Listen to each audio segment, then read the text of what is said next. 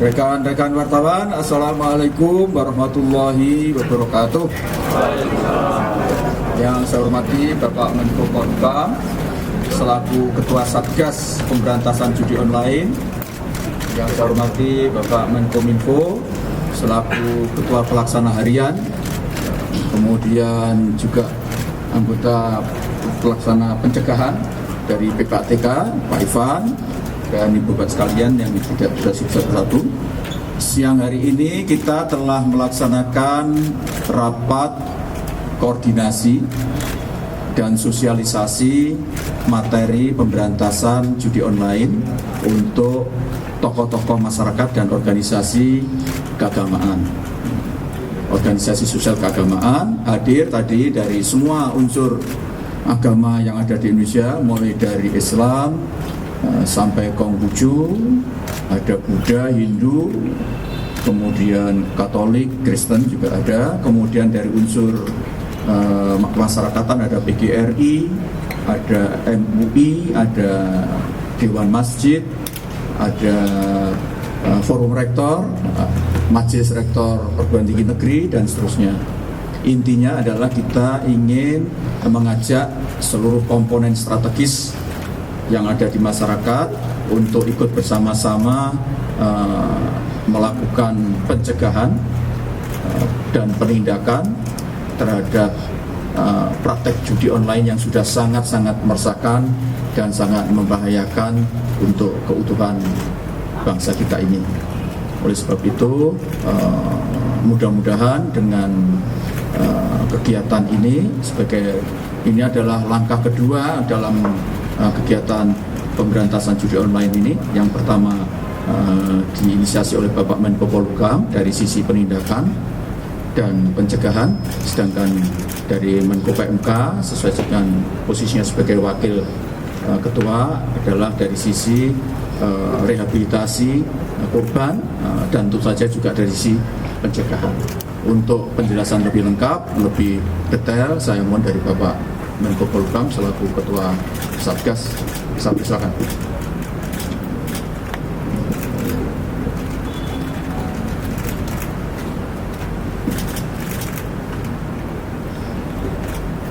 Terima kasih Pak Menko PMK.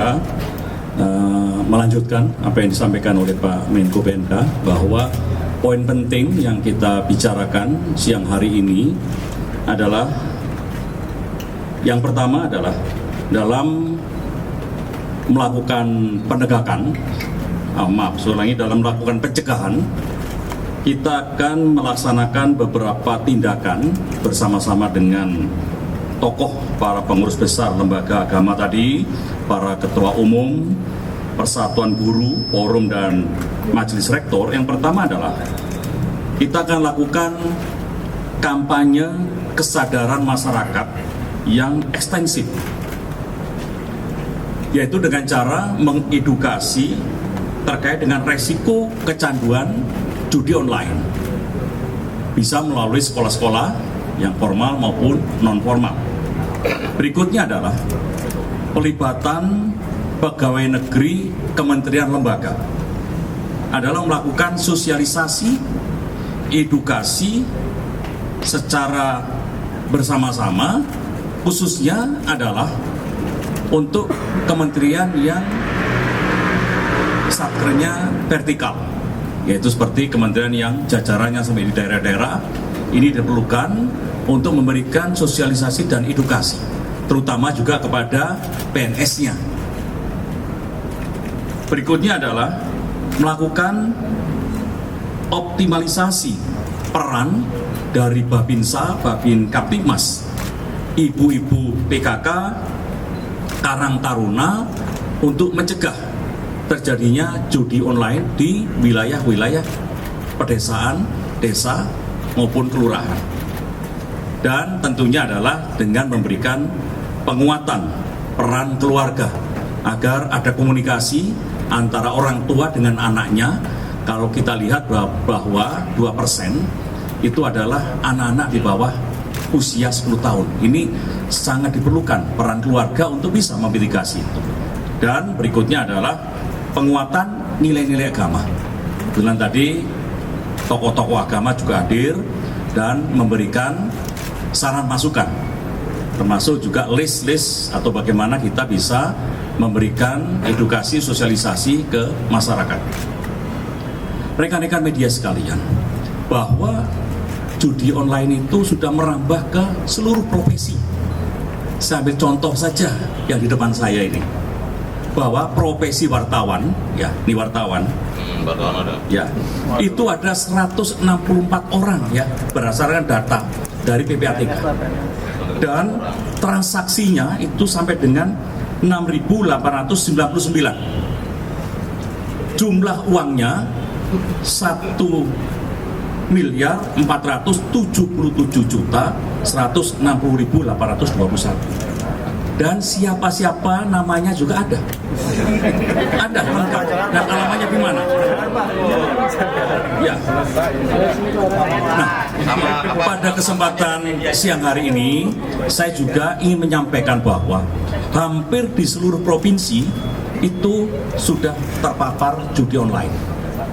Saya juga pada kesempatan siang hari ini ingin menyampaikan bahwa 5 provinsi terbesar, ya, secara demografi yang masyarakatnya sudah terpapar dengan data-data dari PPATK. Yang pertama adalah yang paling di atas, Jawa Barat. Jawa Barat ini pelakunya 535.644 dan nilai transaksinya 3,8 triliun. Jawa Barat. Yang kedua adalah daerah khusus Jakarta. Pelakunya 238.568. Totalnya 2,3 triliun. Yang nomor 3 adalah Jawa Tengah. Jawa Tengah pelaku judol 201.963. Kemudian peredarannya uangnya adalah 1,3 triliun. Yang keempat Jawa Timur. Jawa Timur pemainnya, pelakunya 135.227 dan angkanya keuangannya di sana 1,051 triliun. Dan yang kelima adalah Banten, pelakunya 150.302 dan uang yang beredar di sana adalah 1,022 triliun. Ini adalah tingkat provinsi.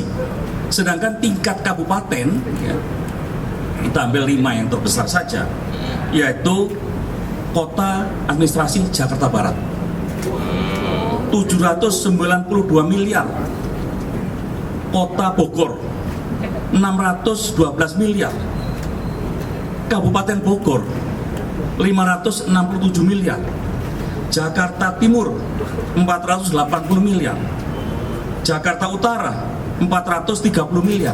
Sedangkan tingkat kecamatan juga kami mencatat. Oleh sebab itu nanti para camat, para kepala desa kita undang di Kementerian Polhukam. Karena apa? Karena untuk kementerian yang lain, ada TNI, Polri, dan lainnya, itu sudah kita serahkan nama-namanya kepada kepala lembaga. Untuk kecamatan Bogor Selatan, ya, pelakunya 3.720 dan uang yang beredar 349 miliar.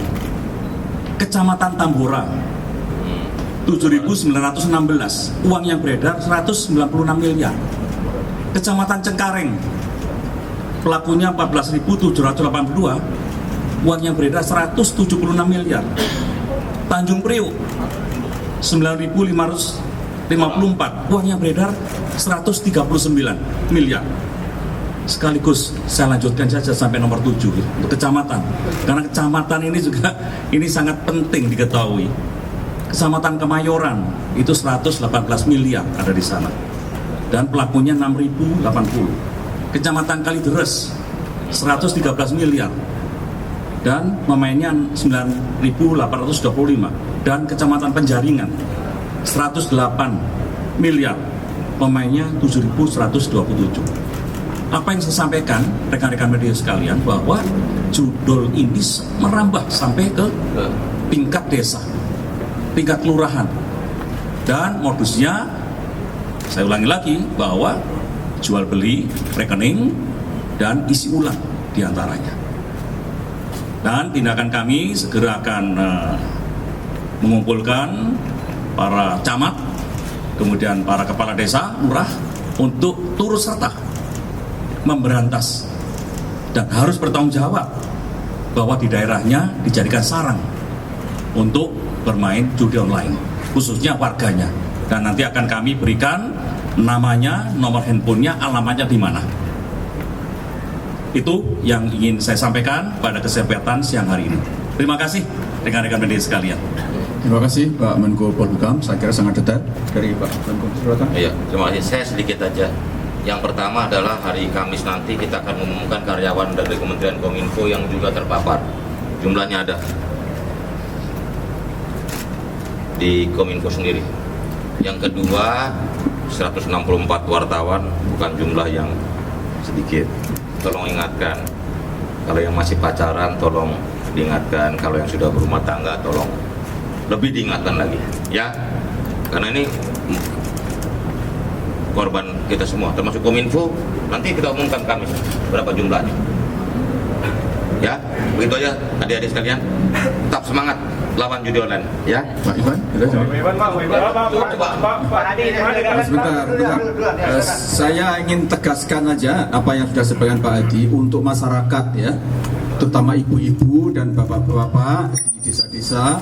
Kalau ada orang pinjam nama atau pinjam nomor rekening dengan imbalan, jangan dilayani, harus ditolak. Itu nama dan rekening itu akan digunakan untuk judi online oleh yang bersangkutan atau mungkin dijual kepada pihak lain. Dan ingat bahwa orang yang memfasilitasi judi online itu penjara.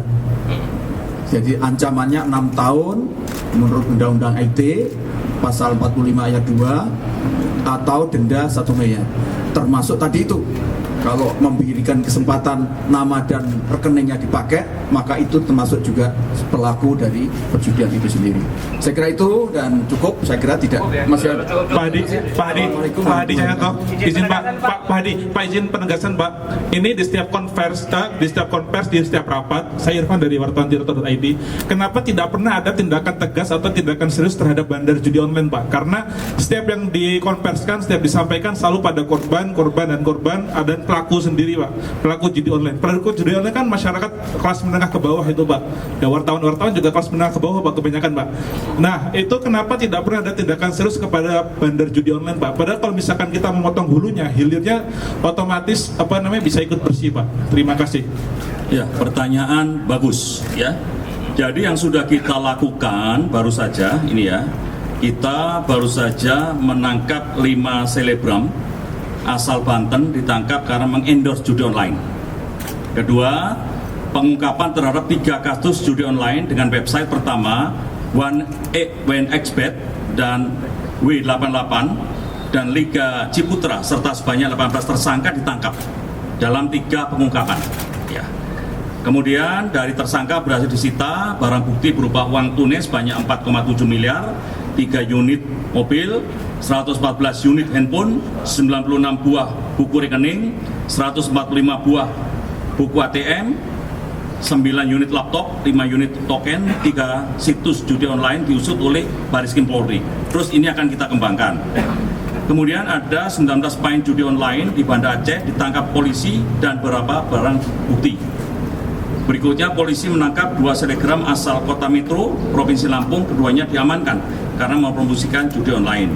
Kemudian Kominfo juga sudah memutus situs-situs, ya, contohnya adalah netbox ke akses provider sudah diputus, sehingga mereka saat ini tiarap. Sehingga nanti Baris Krim dari hasil PPATK yang dilaporkan, yaitu rekening-rekening yang mencurigakan sesuai data analis, kemudian dibekukan selama 30 hari oleh Baris Krim. diambil uangnya, kalau nggak ngaku dari situ kita bisa kembangkan ya. Sehingga judi online ini memang perlu waktu dan tindakan cepat sudah dilakukan. Yang penting pertama adalah menyelamatkan rakyat Indonesia dulu. Rakyat Indonesia baru kita bersama-sama memotong para bandar-bandar itu. Pak, izin terkait dengan data tadi Pak, tadi kan disebutkan ada banyak nama, bahkan nama-namanya sampai ke tingkat desa udah ada gitu. Ya, Nah, udah ada. penindakannya terhadap atau tindak lanjut terhadap nama-namanya seperti apa Pak? Apakah mungkin mereka semua di penjara atau ada opsi lain? Begini ya, makanya rapat dipimpin oleh Pak Menko PMK itu adalah upaya mitigasi dan penanganan dampak. Ya, dengan tokoh agama tadi, masukan-masukan tadi. Berarti rehabilitasi gitu Pak? Iya, pemain itu korban termasuk. Saya kira cukup lah ya. Iya. Yang jelas sekarang ada 6.000 ya, 6.000 rekening yang di 4.000 sampai 5.000. berapa? Iya, 6.000. 6.000 rekening yang sudah diblok. Ya. Dan itu ada uangnya. Nanti akan kita umumkan, kalau nanti nggak ada yang ngaku, ambil oleh negara. Ya, terima kasih. Enggak kita angkat korban. Berarti rehabilitasi dulu Pak. Siapkan makan siang ya. Makan siang dulu.